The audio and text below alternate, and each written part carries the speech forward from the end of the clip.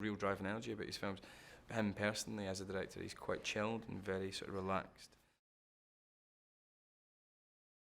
Paul McGuigan, our director, has been very keen on is that he wanted the effects to happen on camera. So there's still, you know, we have a little bit of lightning, we have a bit of explosions, some of which are enhanced by CGI. Like I say, I've got a little bit of a fight with Gordon, which will be CGI. But by and large, most of the kind of spectacular stuff you see in this film is real. It's real on-camera stuff. So explosions and buildings falling down, or the monsters, or lightning and things like that. At one point we had real Tesla kind of lightning flashing across, and that was quite frightening to be around, actually. You just think, that's just huge bolts of lightning in the room that we're acting around. That's kind of weird. So that was something that I think has been really exciting to be around, because the director just wanted it to be as real as possible. The powers that be sent it my way, and I thought it was really fun and exciting. It mirrors a lot of the same themes that are in the book, the sort of obsession with scientific advancement, but also an obsession with cheating death, and this idea of man trying to ascend to the Godhead, trying to replace the creator or something, you know, and whether that's right or wrong, and whether or not you believe in a God or not, whether it's right or wrong for man to become the creator more than he already is or she already is. I thought it was an opportunity to play an utter mental case in the best possible way. I mean, you're playing the archetypal mad doctor, and that's always fun, really. And what I thought was really clever about the script was that it gave the story something that I don't think is there in the book. You know, it gives him a real solid relationship with somebody else, and so the story really is about the monster that is created in the relationship between Igor and Viktor Frankenstein.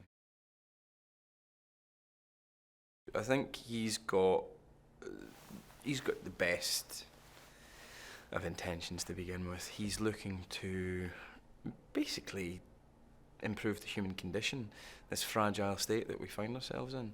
He's trying to make us more robust, and he's trying to make us, you know, ideally live forever, which, you know, has been a human obsession for, I don't know, maybe since the dawn of conscious thought. I don't know, but in the way of that is his lack of sort of emotional and mental stability, but also his ego. He's got a massive ego. Igor and Viktor meet by chance.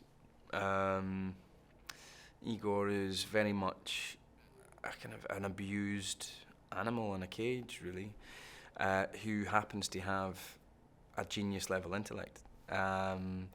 And also has a deep and ravenous interest in medicine and in anatomy.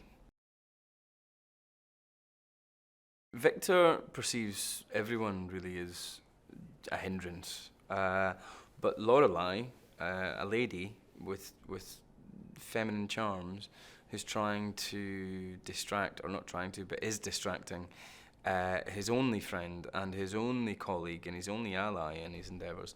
I think she's a massive threat in Viktor's eyes, and he tries to undermine her at every step and sees her as just an uneducated, superstitious, religious sort of pleb, really.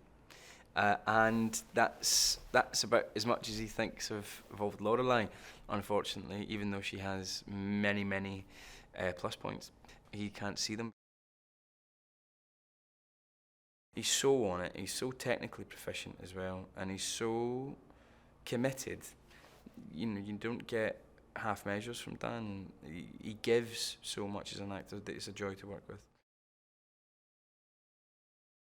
Paul McGuigan, vastly experienced, done a really broad range of different kinds of movies, actually, but I think one of the things that is always present in his movies is that there's a real drive and energy there, And working with Paul's been really good in that way, because actually paradoxically, as much as there's a much more scale and much more dynamic action, because you can have action, but you've got to have dynamic action. It's got to pull the audience to and fro instead of just being a big explosion of a mess that just takes you away for 2 hours. Do you know what I mean?